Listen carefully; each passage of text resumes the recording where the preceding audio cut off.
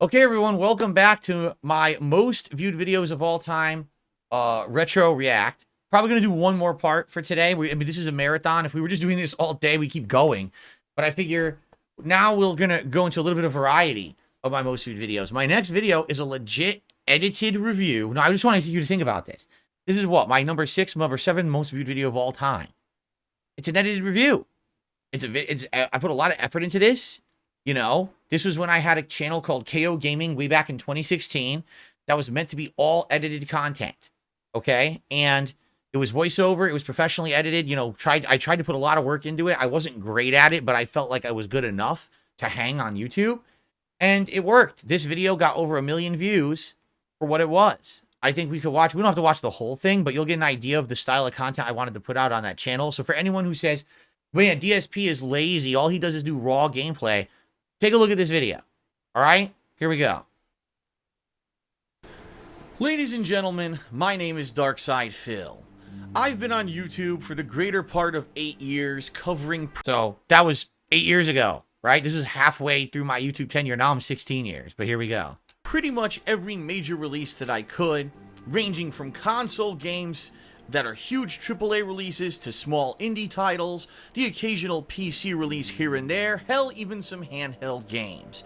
And in all the time that I've made videos, over 50,000 videos for YouTube. Today, unfortunately, is the very first day that I have to tell you I have played the worst game I have ever played in my life. And I just want to let you know, I don't take that statement lightly. I really pride myself on giving you honest feedback, commentary, and reviews regarding the games that I play on YouTube, because I like to think that my videos are a service to people who are going to watch them, see if they like the game that I'm playing, and then go out and buy it for themselves, or subsequently skip the game if it's something that's not subsequently. It's supposed to be subsequently. So by the way, if you haven't noticed yet, 1.1 million views for a review that I did. The worst game I've ever played, Homefront the Revolution.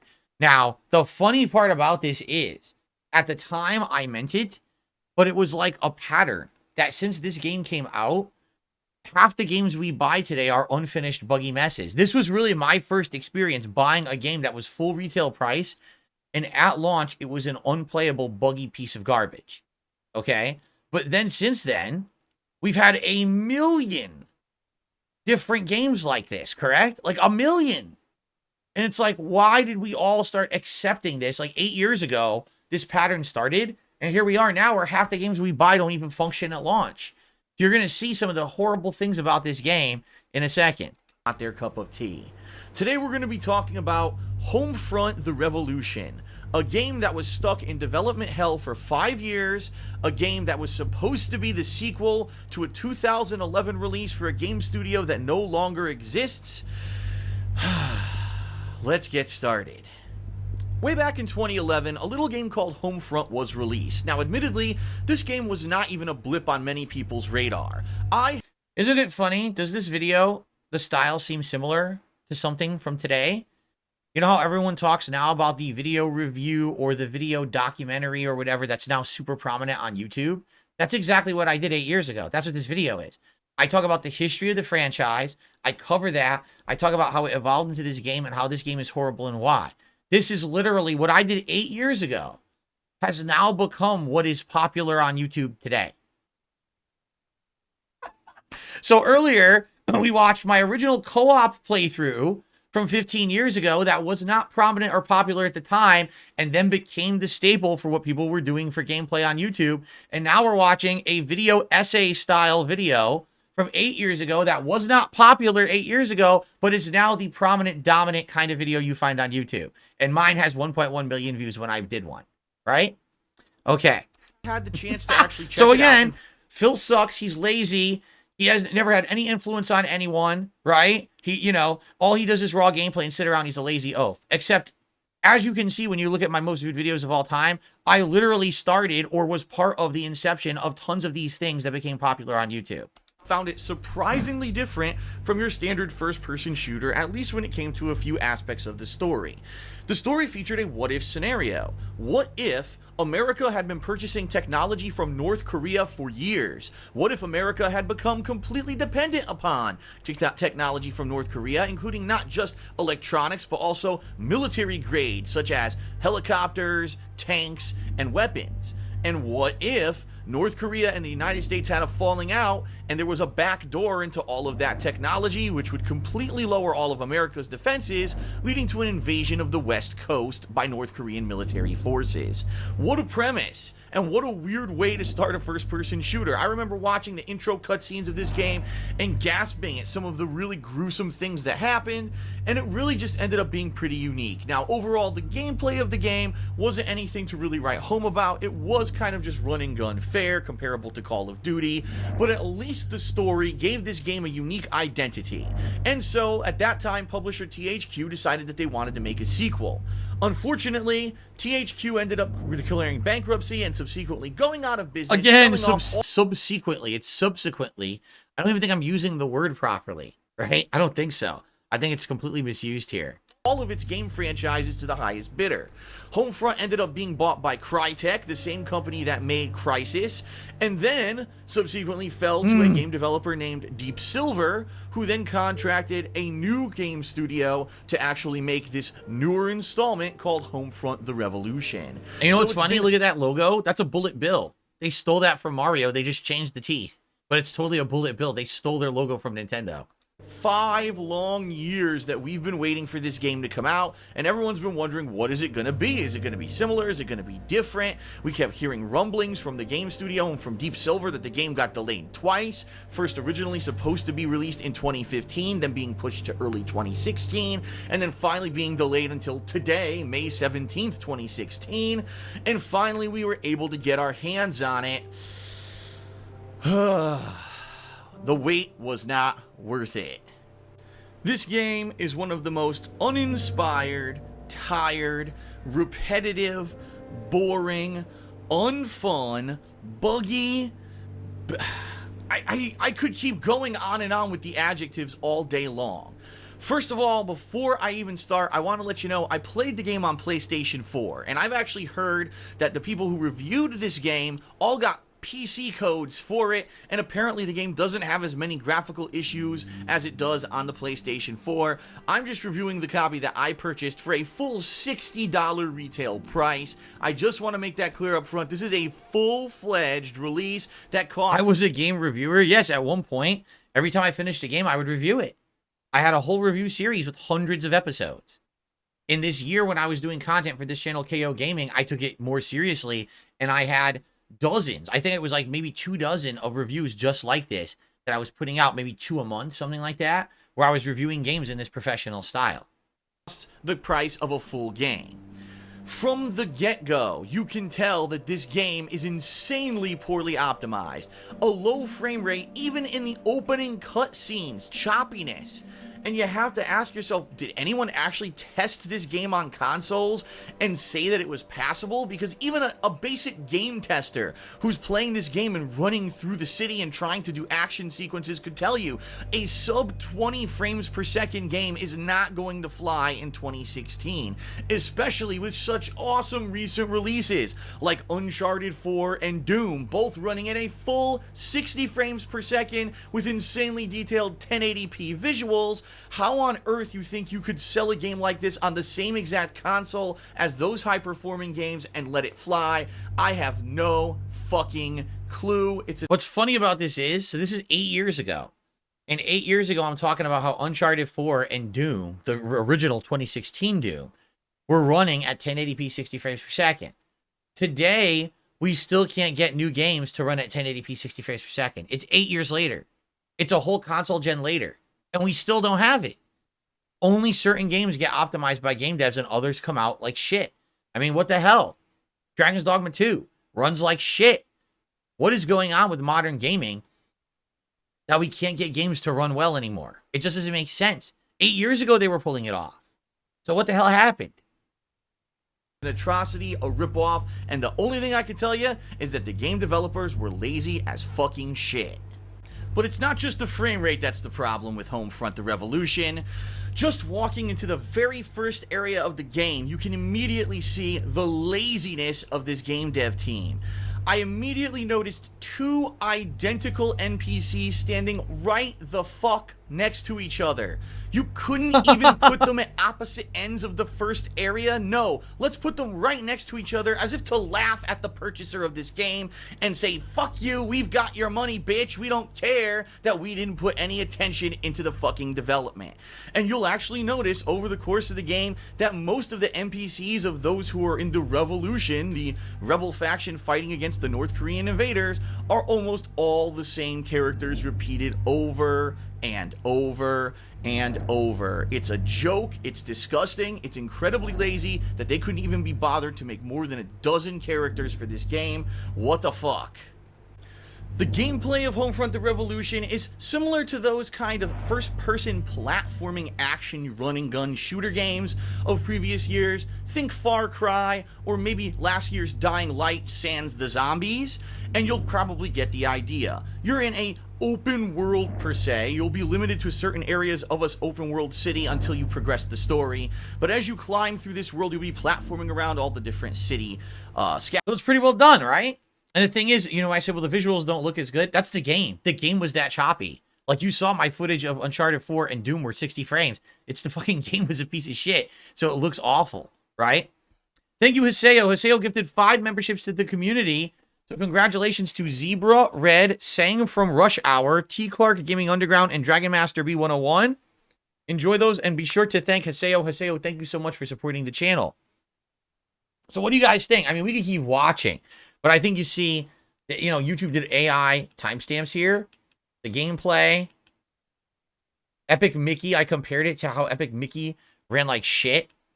Conduit. What I did, I remember what I did. I said, here's the games that I've played in the 8 years I've been a YouTuber that are the worst. Epic Mickey. Conduit 2. Tony Hawk's Pro Skater 5. But then I said, even those are better than this game, and here's why. And I literally ran down 3 games that are complete dumpster fire trash. I said, actually, those games are better than this one. So there you go. But anyway, so yeah, I mean, this is a long form review I did. It's about, what, 15 minutes long? And it got over 1 million views. It made me thousands of dollars. I'm not kidding. So you know, this year, the video made 1 million views, and it made me about $3,500 at the time. This was before the YouTube adpocalypse. Okay? So think about that. You put all that effort in, and it can make you around $3,000. Actually, from what I have to understand, a lot of people today actually make videos that get like 2-3 million views, and they make $10,000 or more. That's actually what I've heard, that it's a little different now, the way that things are monetized. That if you can get the big views, that your video gets higher paying stuff, and you can make way more money. But you have to get the big views first to get that monetization, from what I'm to understand. DC, how's it going? He says, I remember this game, Homefront: The Revolution. I remember I beat it, and it felt like a chore to beat. Oh, I stopped playing it day one. I never got past the first few hours. It was such a piece of shit at launch. So anyway, all right. That's good. So now, anyone who says Phil never innovated anything, you could refer them to these videos and say, well, actually, look, he did one of the first biggest co-ops ever on YouTube, and probably everyone copied him. Oh, look, he actually did video essays 8 years ago that got 1 million views, and now everyone does them. There you go. Let's see what's next. I'm going to be the Harlequin. Ha ha ha. The Harlequin. Assassin's Creed Brotherhood multiplayer gameplay part 1. 970,000 views. This was Assassin's Creed Brotherhood when they first introduced multiplayer to the franchise. Queen is such a dick. I can't do this guy yet. Are you liking these characters? Probably been playing. My game froze. It just froze for me. Oh yeah, and I did YouTube Shorts before YouTube Shorts existed. That's my original videos on YouTube were shorts of only like 1 minute to 2 minutes long, highlights. That was my idea, and then people said they wanted long form, so I went long form and did full playthroughs instead. So there's 3 things I innovated. What pick, dude? Yeah, she picked for me too. Fuck! I guess there's a time limit. That's not who I am. I don't identify with this character. Yo, Joe's level 16 already. Oh fuck, man. Is he on our team? No, I think it's just free for all. We're level 1, and our friend Joe was level 16. He's been playing the shit out of me. People. Talking to me connect. I could do that. I could enable it. Start talking shit.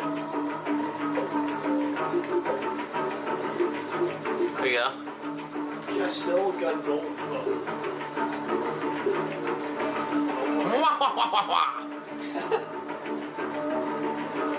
don't know if it's working or not. Oh, they didn't pick their characters yet. What the fuck? The game just freezes until they pick their characters? What the hell? Why'd it pick for us, but two other people? For me, but these people are Yeah, what's going on? fucked up. I'm still waiting.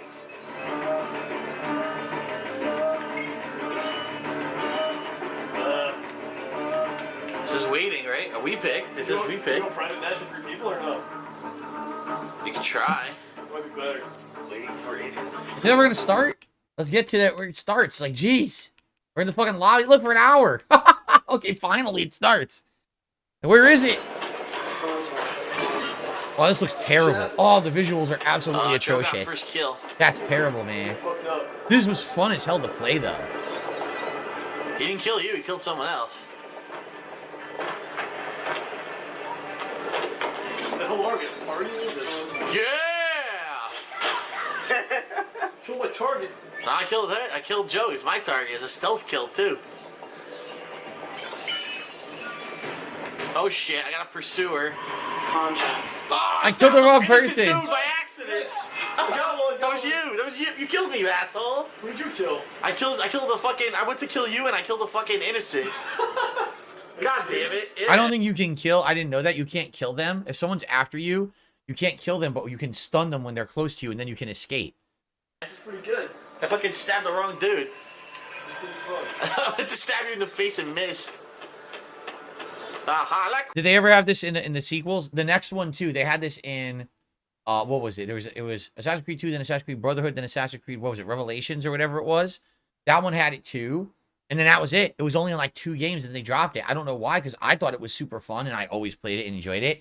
Maybe they just thought that the investment into it, the money it took to develop it, was too much money, and they didn't feel like doing it. The only other time they did multiplayer was in the first one that was on PS4, the PS4 exclusive. I always forget which one it was called. Was it Liberation or something? No, I think it was a different one. Whatever the one that was the launch PS4 one that was a buggy piece of shit. That one had an online component where people could join you for missions, but it was co-op missions, which is very different from this. Oh, really? It was Unity? And I'm being told Black Flag had it too. Oh, wow. I forgot Black Flag had it, if that's the case. Okay, cool. Quinn. Can't climb over shit? He's an asshole. Can't climb shit? Yeah, you can. Oh my god, he's jumping a fucking mile. Oh, one of these people is the target, I think. That was my target. Fucking running. Whoa, dude, it's like smoke. Whoa! Shit. Joe, how'd you do that, Joe? Eat that, John. How the fuck do you even do that shit? It's like a smoke grenade or something. What is it? Smoke bomb, maybe? How do you do that? Yeah. Well, I'm level 16, so. Oh, you asshole. I don't fucking did it. Fuck, I can't find my target. She's like invisible. Fucked. It's like Call of Duty. You get new stuff as you level up. Oh yeah? Get your COD points. So your target isn't slight. Slow movements are recommended. Oh! He was in she the was pile. In the fucking hay bale. Holy shit. Oh fuck. That was pretty sweet. She's hiding in the hay bale. Alright.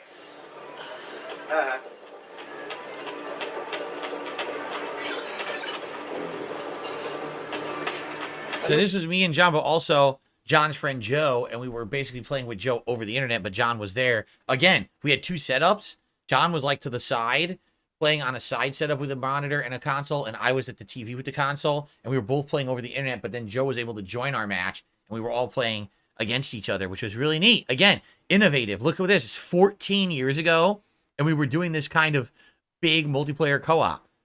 You think anyone else was? It was after this that everyone else got started, basically, on doing this kind of shit. So there you go. All right. So why did this get 970,000 views? I don't know. But keep in mind, this is right at the launch of the game.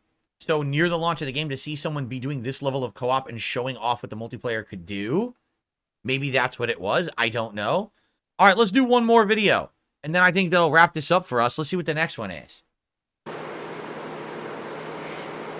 Look at this.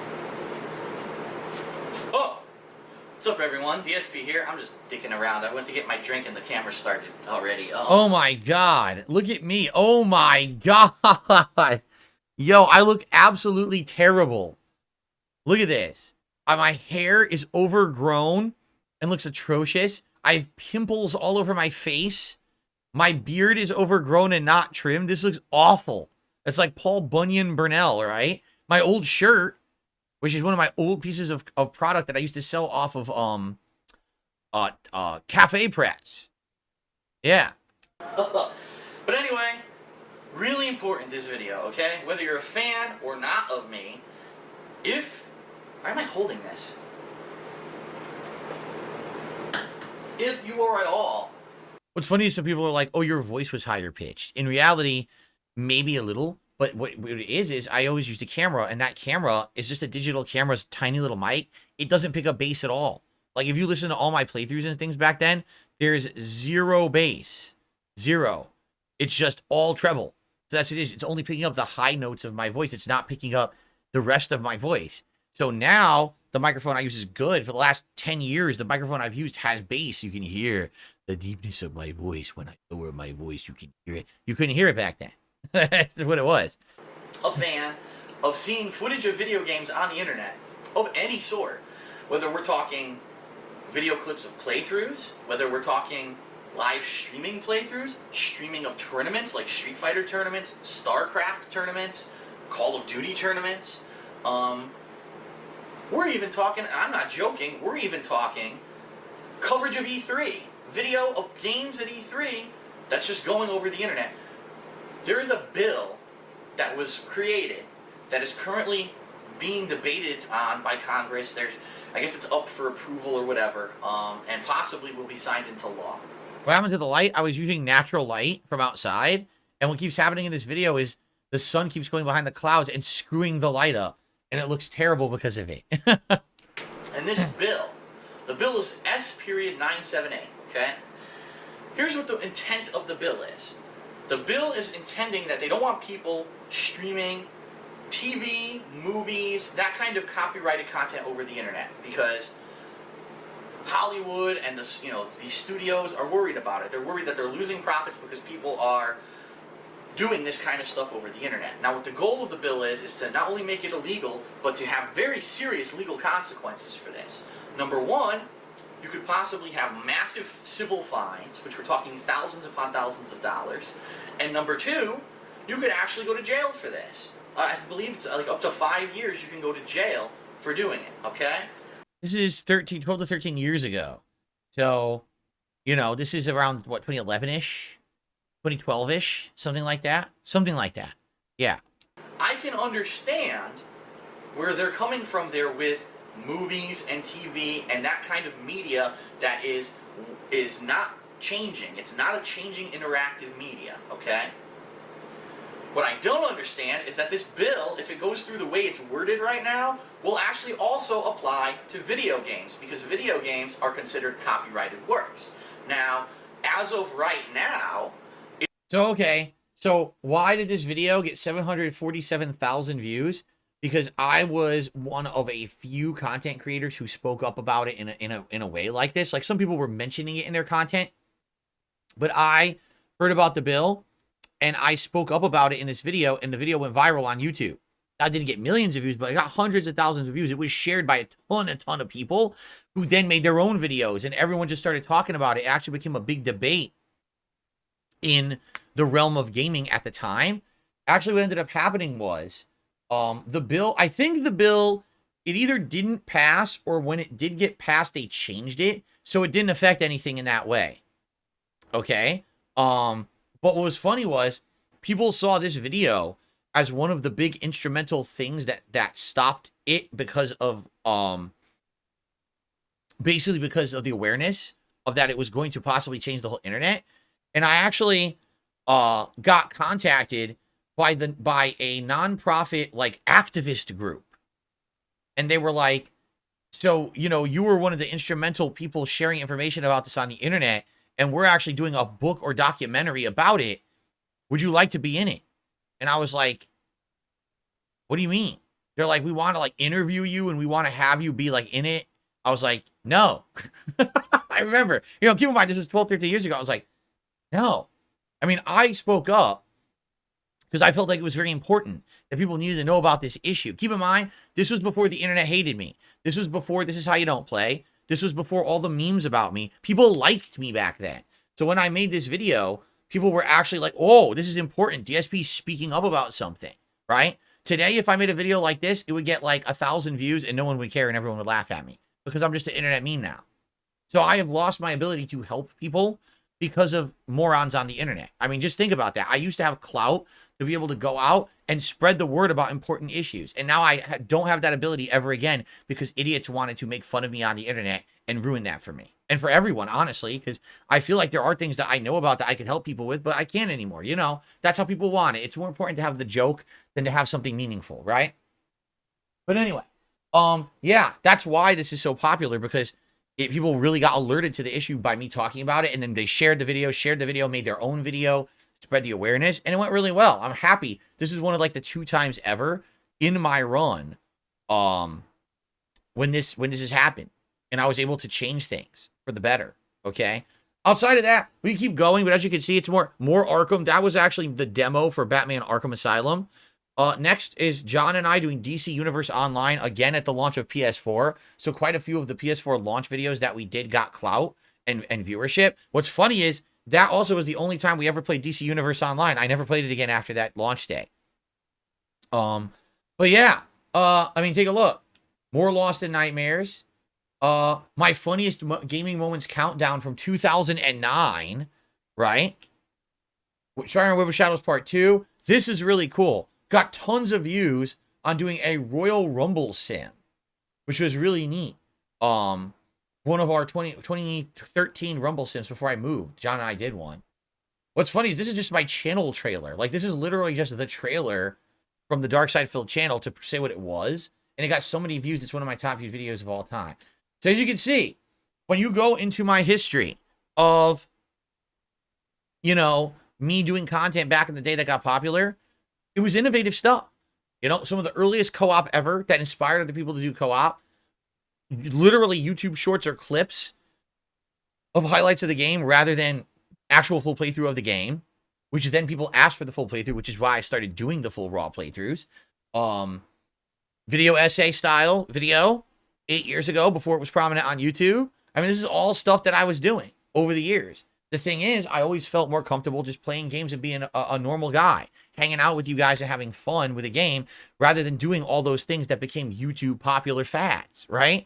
I never followed those waves of things that other people did. So it is what it is. But hey, I hope that you've enjoyed me reacting to my top viewed videos of all time. This is a fun series. If ever people wanted me to continue this later down the line, we could do it. I have the playlist of 29 videos, and I think today we got through like 9 or 10.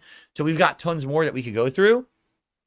But yeah, I hope you enjoyed, everyone. Thanks for watching. Anyone here live, thanks for a great stream.